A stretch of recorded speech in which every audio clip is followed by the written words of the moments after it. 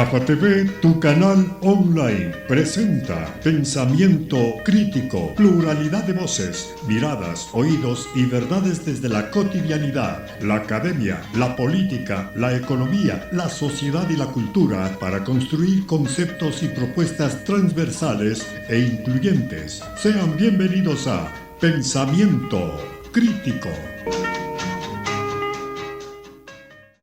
Amigas y amigos seguidores de GAFA TV Ecuador, tengan ustedes muy buenas noches. Gracias por estar siempre pendientes de las redes sociales de GAFA TV Ecuador y, por supuesto, de su programa Pensamiento Crítico, el programa de opinión de esta plataforma digital.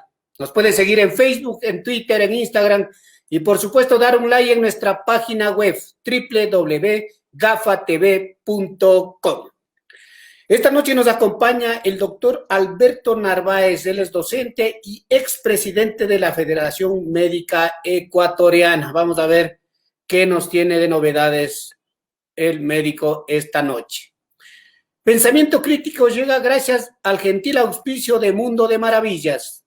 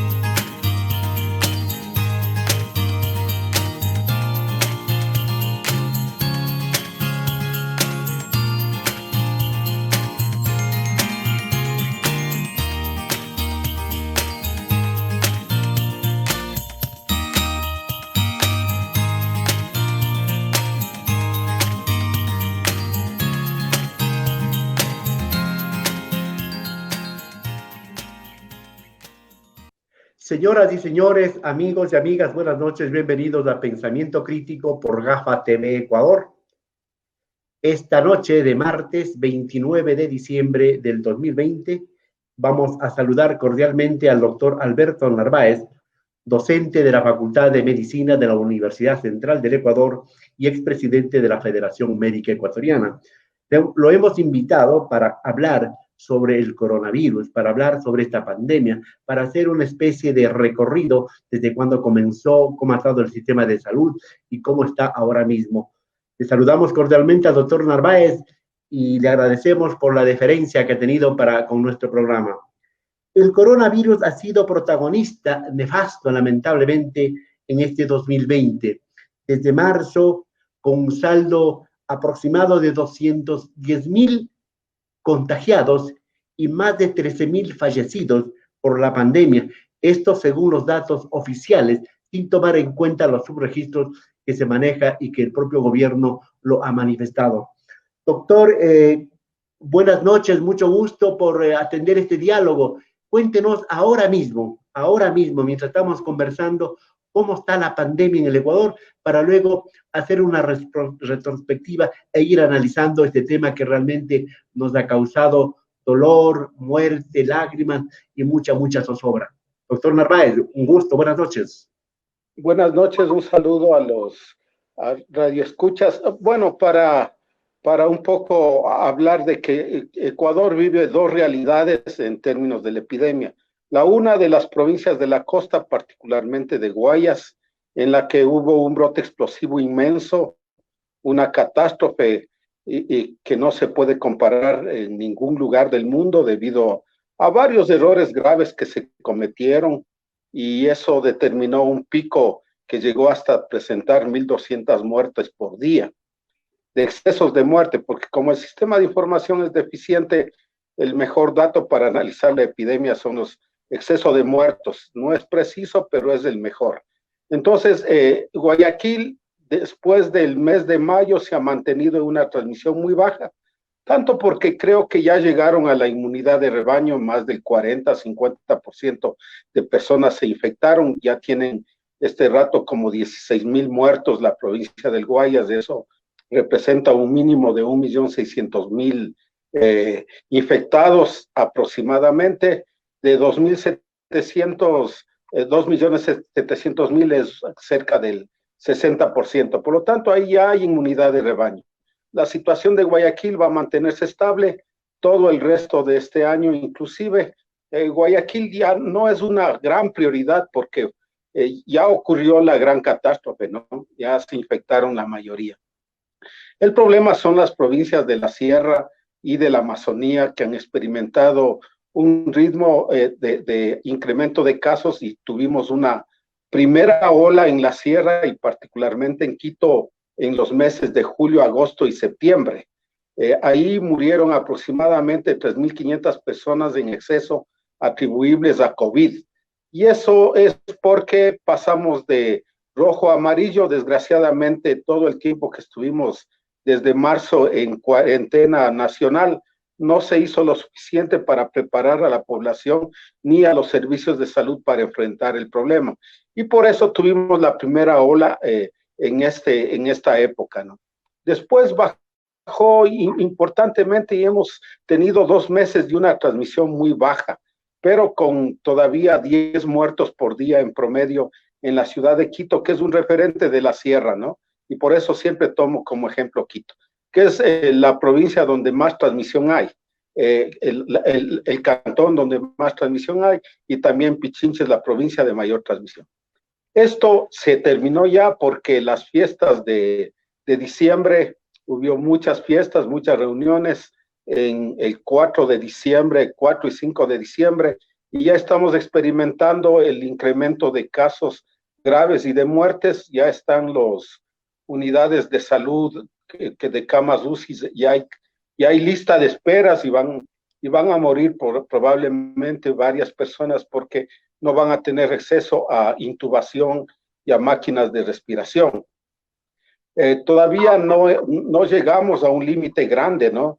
de casos, pero es esperable que siga esto aumentando. Después vienen estas fechas de Navidad en donde también ha habido una ruptura de toda medida de seguridad, aunque la mayoría ha usado mascarillas y eso es importante, pero vamos a tener un incremento y vamos a tener la segunda ola de la Sierra y la Amazonía en el mes de diciembre, que se prolongará todo enero, porque la Navidad, a mi criterio, comienza una semana antes del 25 y se prolonga hasta una semana después del 1 de enero, donde hay muchas festividades, misas del niño, novenas, y eso va a hacer que se mantenga la transmisión alta y ojalá no superemos las 20 muertes por día en Quito, porque eso implica ya no colapsar el sistema de salud público y privado, ¿no?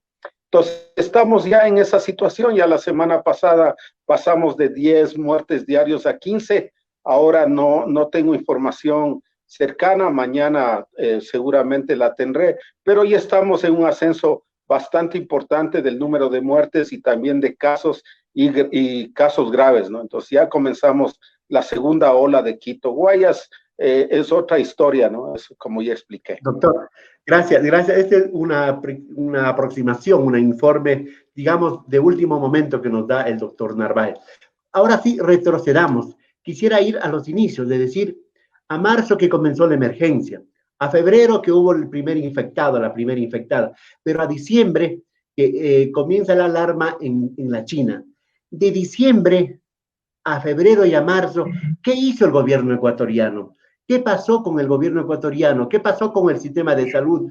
Que de pronto no hubo una prevención, no se le tomó en serio. Usted como médico, cuéntele al país qué pasó entre diciembre a marzo en nuestro país.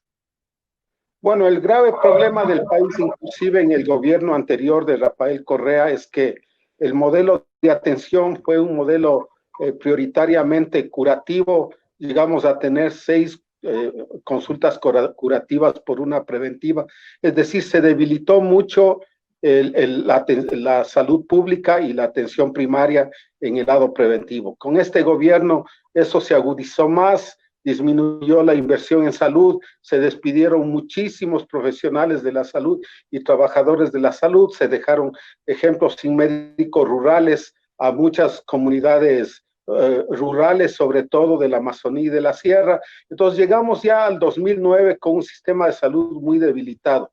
El año pasado hubo una epidemia de influenza H1N1 y H2N2.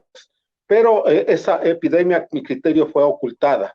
No se dio a conocer a nadie, porque si hubiéramos ya comenzado y hecho algo por enfrentar la epidemia de H1N1 y no hubiera sido ocultada por las autoridades del ministerio, del gobierno, hubiéramos ya estado mejor preparados.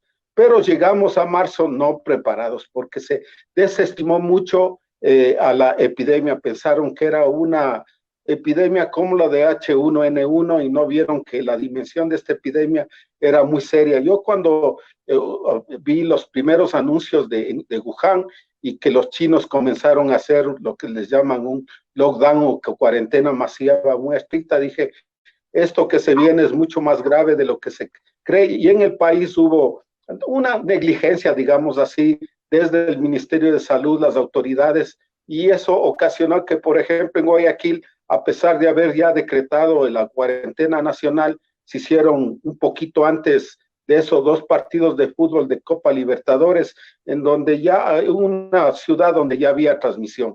Y después la alcaldesa cometió el grave error de dejar circular al metro con cantidad de gente sin mascarilla en ese entonces, y eso ocasionó este pico inmenso, grave, que son producto de esos errores de haber subestimado, ¿no? Y además el gobierno ha hecho muy poco, porque hasta ahora el mismo ministerio oferta muy pocas pruebas gratuitas de PCR, de diagnóstico, más bien en Quito, por ejemplo, los que más hacen son los privados y el municipio de Quito, mientras que el gobierno, el Ministerio de Salud, no llega ni al 30% del total de muestras. Entonces no ha habido un crecimiento de la oferta de diagnóstico, y eso es vital para controlar la epidemia, ¿no? Entonces Doctor no se ha Narváez. preparado bien. Doctor Narváez, queda claro y suficientemente claro, no solamente porque lo dice usted ahora, sino muchos profesionales lo han dicho, que lamentablemente el sistema de salud ecuatoriano no ha estado a la altura porque no ha habido inversión, porque no ha habido una política pública en salud por parte del gobierno y de los gobiernos. Y el contagio en Guayaquil también hay que recordarlo, que lo trajeron mucha gente que fue de vacaciones de Guayaquil, de la costa, sobre todo a España, Europa, y lo trajo. Y personas que tenían pues, posibilidades económicas. En todo caso, el desempeño del gobierno, usted ya ha adelantado que ha sido deficiente. 2 ministros hemos tenido. La señora Catalina Andramuño, que renunció, denunciando que no había el aporte y la colaboración y los recursos, y luego el señor ministro actual, Juan Carlos Ceballos. En todo caso, ha habido incoherencia, se dice, ha habido desinformación, no ha habido un vocero especializado para que informe al país cómo está la situación. Porque voceros hemos tenido a la ministra de Gobierno que fue destituida, al señor Roldán, a la señora Ocles, al vicepresidente Otto Sonnenholzer, hemos tenido al señor Zapata del 911. Eso también abona en contrario al manejo eficiente, correcto y oportuno de la pandemia, doctor Narváez. Bueno, yo creo que hay 2 problemas. Un problema es de línea ideológica política. Creo que en el gobierno había, y creo que todavía hay personas que querían que se dé también en la sierra, en el resto de provincias del país, brotes explosivos como los de Guayaquil, de tal manera que en un lapso de 1 o 2 meses se infecte más del 60% y con un saldo de muertos enorme, de 100,000 por lo menos muertos nos hubiera costado, y eso se planteó, y por eso muchas declaraciones del ministro que ya viene diciendo que ya llegamos a la inmunidad de rebaño desde hace 6 meses. Entonces, esas incoherencias solo se pueden entender en la medida de que no se quiera hacer nada, no se quiera invertir, porque hemos advertido en la academia, pero también los salubristas, de que esta epidemia sí es controlable. No era no controlable, si se invertía más en pruebas, sobre todo al principio pruebas PCR, porque las pruebas rápidas de anticuerpos son muy poco precisas, no son muy útiles, son útiles para después, para saber, ahora van a ser útiles para saber quién se debe vacunar o no, pero no han sido muy útiles. Entonces el PCR, que era la prueba más adecuada, se ofertó muy poco y no llegamos a lo ideal, que era mínimo 10% de índice de positividad. Eso quiere decir que por cada caso detectado deberían haber hecho 10 pruebas. En el Ecuador no pasamos todavía del 25% de índice de positividad en el último mes, ¿no? Entonces se ha ofertado muy pocas pruebas, así no se puede controlar. Otra estrategia que no han hecho es algo que se llama rastreo de contactos, que es una de las estrategias más costo efectivas para controlar la epidemia, que consiste en investigar a la gente, a los contactos de la gente enferma, porque hoy se sabe que hay personas asintomáticas que no tienen síntomas, que son grandes transmisores. Antes se creía que solo transmitían las personas enfermas, no, ahora se sabe que los jóvenes, fundamentalmente jóvenes asintomáticos, son grandes transmisores y pueden transmitir muy rápidamente. Por dar un ejemplo, una persona poco transmisora va a infectar a 2. Un gran transmisor puede infectar a 10, 12. Entonces, localizar a estos grandes transmisores es vital y sigue siendo para hacer que la epidemia vaya más lenta y no haya tantos muertos en estas épocas, ¿no? Y eso no se ha hecho. Desgraciadamente, el ministerio no está invirtiendo en pruebas. Ahora hay unas nuevas pruebas, ya no son tan nuevas, vienen usándose casi 3 meses en Europa, que se llaman pruebas rápidas de antígenos, que tienen la misma eficiencia que el PCR, un poquito más de falsos negativos, pero son lo ideal para el rastreo de contactos. Si el gobierno compraría pruebas rápidas que ahora ya están en el mercado y están ofreciendo en los laboratorios a $40, a 30, cuando en realidad cuestan máximo 10, 12 dólares, más la tomada, que es muy simple porque no es igual a la del PCR, usted puede tomarse de saliva o de las fosas nasales, no tiene que meter el hisopo hasta el fondo. Entonces tiene resultados en 15 minutos. Eso el gobierno hasta ahora no ha comprado. Doctor Narváez, ya, pero usted le ha oído al señor ministro y al señor presidente de la República decir, y un poco vanagloriarse, que han sido los que mejor desempeño han tenido en América Latina. No sé en qué datos se basan, en qué información se basan para decir aquello. Usted lo ha oído, ¿verdad? Al presidente lo oí que el desempeño ha sido el mejor dentro de América Latina. Bueno, todos los políticos actúan así. Desgraciadamente, este ministro que creíamos que era un técnico, un salubrista, actúa como político y no como salubrista. Para controlar una epidemia hay que decirle la verdad a la gente, ¿no?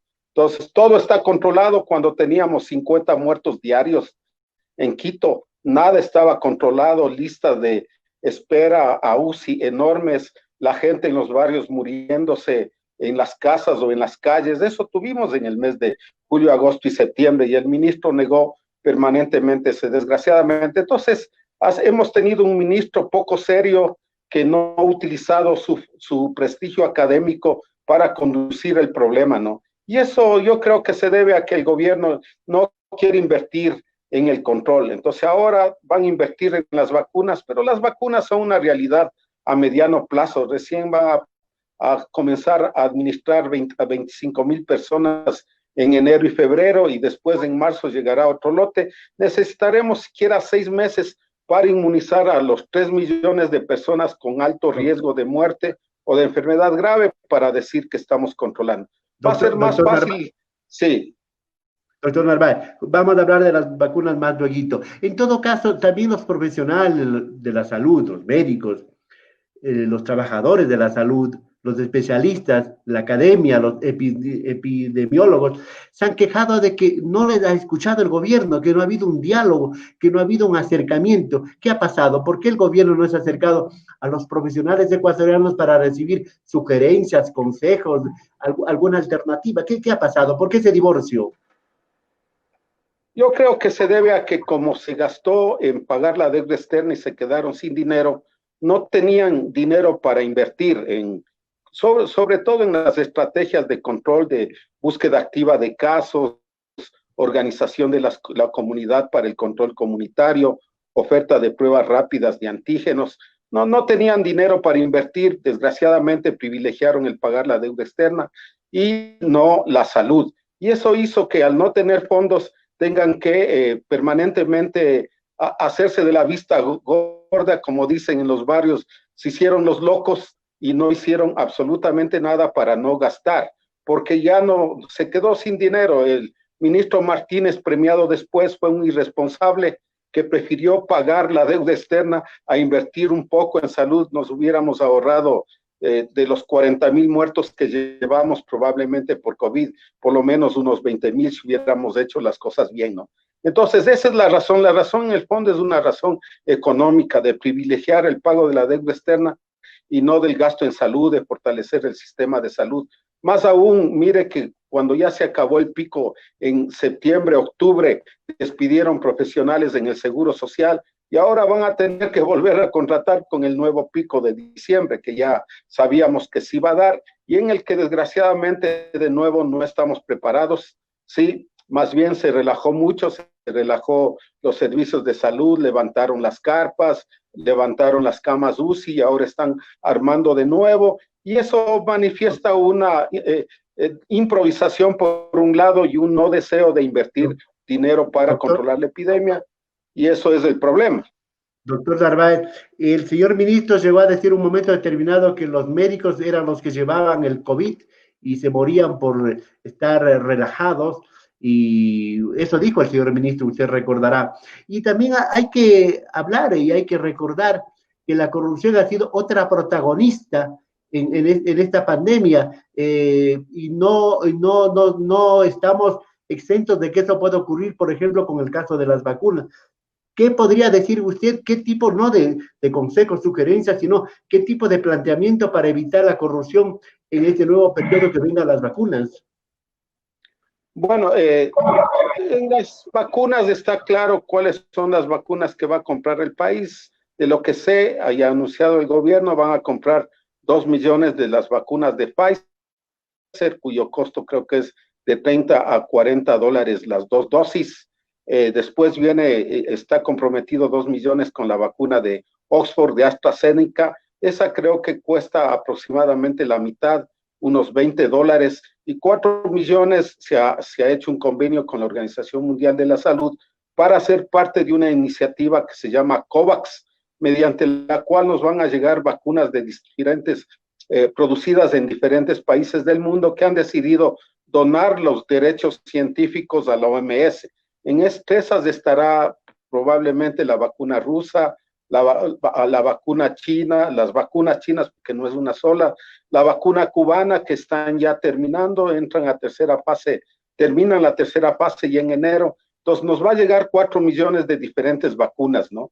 Entonces esas vacunas, las de la iniciativa COVAX, probablemente sean las más baratas, con 10 dólares, porque las vacunas de Pfizer son las más caras. Además, son las más difíciles de administrar, porque se necesita una cadena de frío para mantener congelados a -70, lo cual no es despreciable. Más bien las otras vacunas, tanto la de Oxford como la de los rusos y probablemente la de los cubanos y de los chinos, se pueden mantener en la red de frío que el país tiene para el resto de vacunas, ¿no? Entonces, el país, este gobierno ya se termina, en mayo se va y ya no van a ser los que van a estar encargados de comprar las vacunas restantes. A lo mucho creo que podrán comprar unos 2 millones de dólares, y mejor que sea así, unos 2 millones de dosis, máximo 3, mejor que sea así, porque a todo el mundo nos da terror de que continúen comprando los mismos de siempre, con todas las trabajillas y trampas que hacen con medicamentos, con insumos y todo, ¿no? Entonces eso es una preocupación, pero el nuevo gobierno, ya después de la primera vuelta, sabremos quiénes son los finalistas, y eso determinará otro rumbo y serán los encargados de definir cuál va a ser la política de aplicación de las vacunas, porque se ha planteado que se va a permitir también a los privados. No es lo ideal, pero en un país donde el sistema de salud público está tan debilitado como en Guayaquil, por ejemplo, los privados van a tener que jugar un rol importante, pero si no priman los deseos de enriquecimiento más inmenso a costa del sufrimiento de la gente, entonces, y las cosas son claras, reguladas por el Estado adecuadamente, cosa que ahora no ha pasado con las pruebas de laboratorio. Usted ve que costaron 120 dólares las pruebas PCR y no podían costar tanto, ¿no? Y las pruebas rápidas y también las de anticuerpos, 40, 50 dólares excesivo. Y ahora están cobrando las pruebas rápidas de antígenos que cuestan de 10 a 12 dólares, están cobrando 40 dólares. Narváez, Entonces, no hay regulación. Doctor Narváez, en todo caso, las pruebas no podemos decir que es el fin, digamos, las vacunas no es el fin del COVID. Estamos experimentando porque los propios laboratorios que están haciendo, obviamente, hasta su negocio, porque también es un asunto de negocio, es un asunto económico y también es un asunto geopolítico, tampoco dicen que ya con eso estamos terminando y inmunizando a la población. No sabemos si la nueva cepa pueda dejar un poco de pronto inutilizado a las vacunas. ¿Qué piensa usted como especialista, como médico? Bueno, el problema de la nueva cepa, que es la causante fundamental de la nueva ola en Europa, unido al hecho de que los europeos cuando llega Navidad, porque el clima frío y oscuro del norte es terrible, provoca depresión, fueron de vacaciones a todo el Mediterráneo y estaba ya circulando probablemente la nueva cepa y eso hizo que se produzca esta nueva ola tan grande que está matando, porque este nuevo virus es un virus que es mucho más infectivo que el actual, que el que está circulando en el Ecuador. Ojalá no entre el nuevo virus, porque eso nos hará aumentar el número de casos. No produce más muertos ni más casos graves, pero en la medida que aumenta la transmisión de 2 a 6, que es lo que expliqué antes, entonces vamos a tener una ola mucho más grande si es que esto pasa.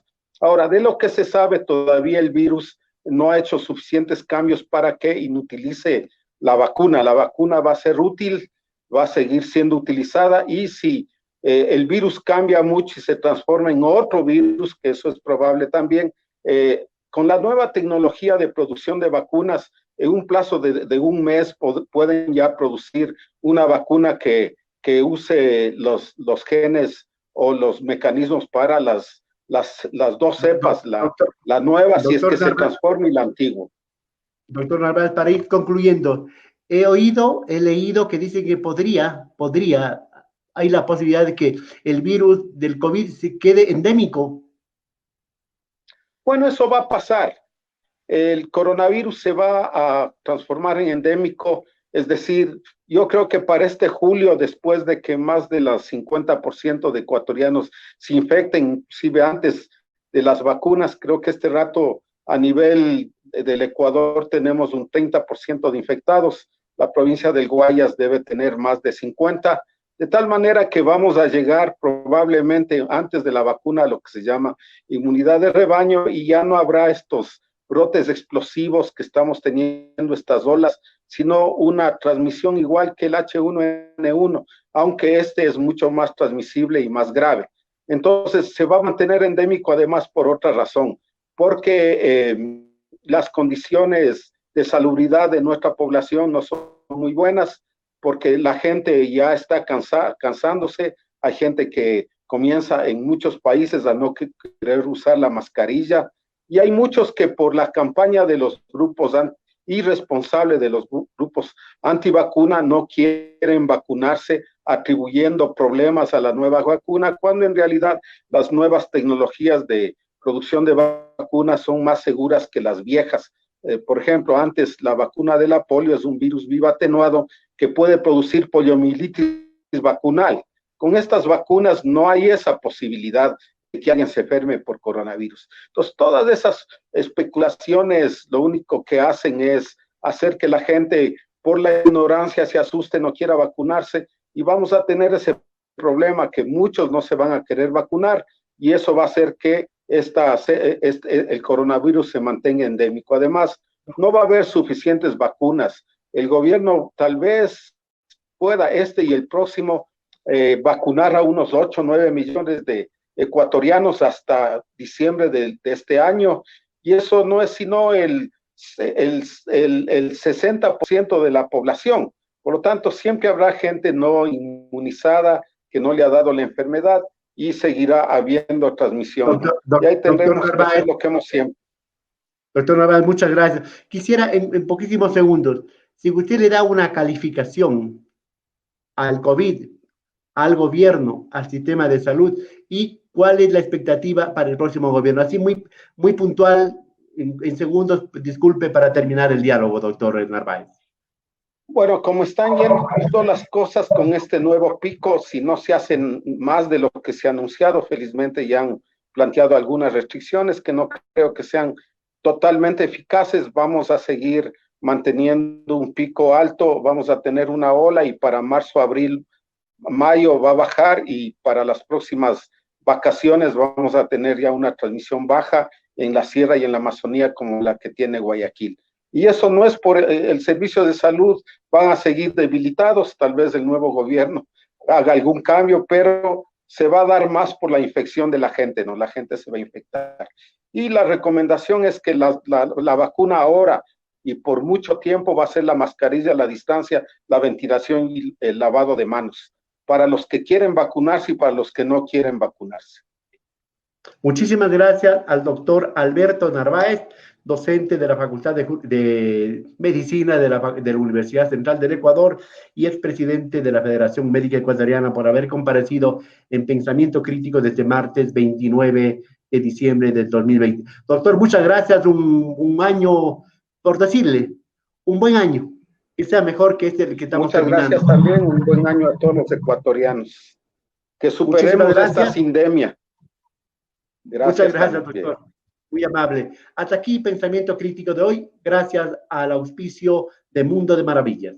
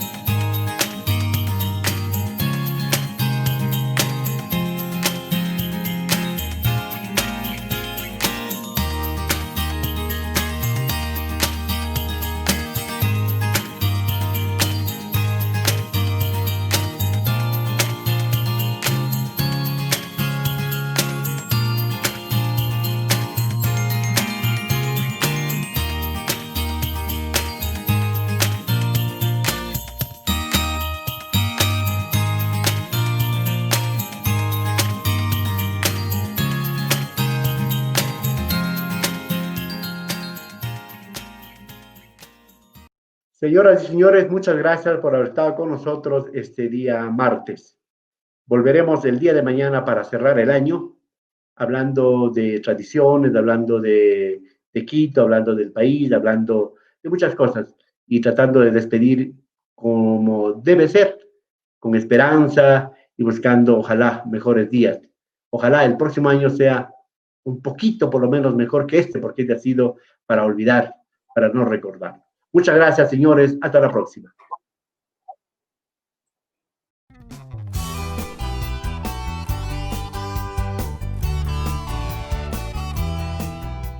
Somos Gafa TV Online, desde Quito, Ecuador, para todo el mundo.